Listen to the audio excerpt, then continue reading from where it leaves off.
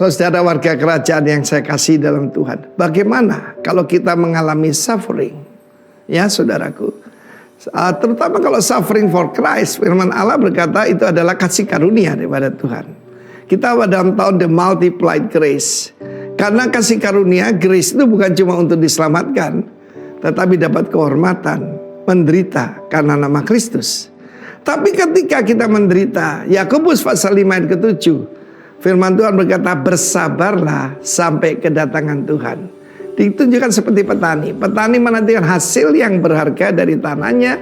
Ia sabar, dia tekun sampai turun hujan musim gugur dan hujan musim semi. Kita tahu bagaimana hujan musim semi itu saudaraku, itu sekitar April, Maret, lalu kemudian September, Oktober saudara ya. Itu hujan musim gugur. Dan hidup ada musimnya. Tuhan adalah Tuhan di setiap musim kehidupan kita.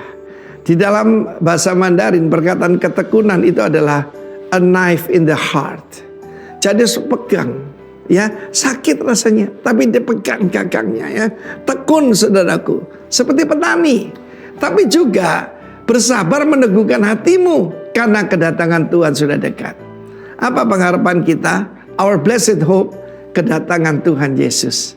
Kemarin kita mendengarkan seorang saudara yang adalah seorang bupati yang dipakai Tuhan luar biasa. Tetapi ketika dia menghadapi demo yang berulang-ulang saudaraku, dia berkata, aku cuma menantikan kedatangan Tuhan. Dan terbukti dia keluar berkemenangan saudara.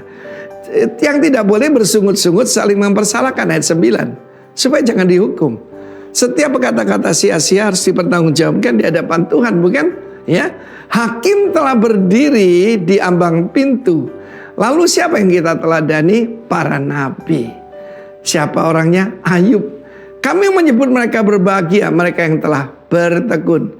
Sebab janji Tuhan itu karena iman dan ketekunan, saudaraku ya. Iman dan kesabaran.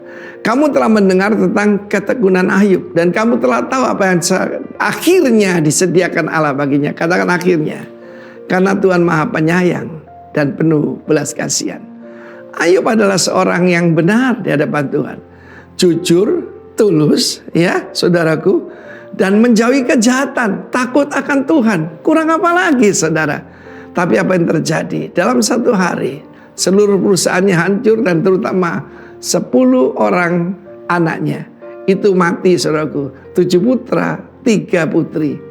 Dan saudaraku, bukan cuma itu, iblis juga menyerang tubuhnya sehingga seluruh tubuhnya penuh borok.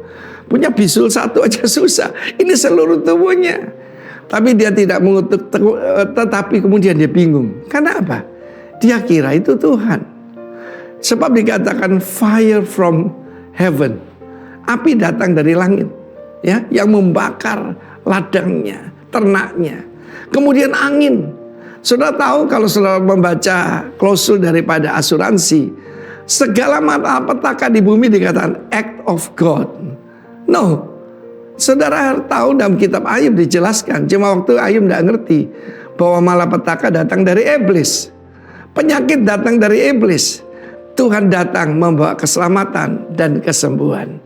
Karena itu bertekunlah, a knife in the heart.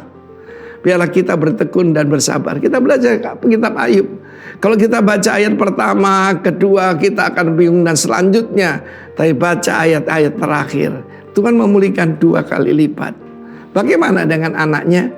Anaknya 10 di bumi, 10 di sorga, saudara ya. Tapi istrinya tidak berubah loh saudaraku ya. Jangan ganti-ganti istri ya. Tuhan memberkati kita. God bless you. Warga kerajaan bertekun seperti Ayub. Tuhan memberkati.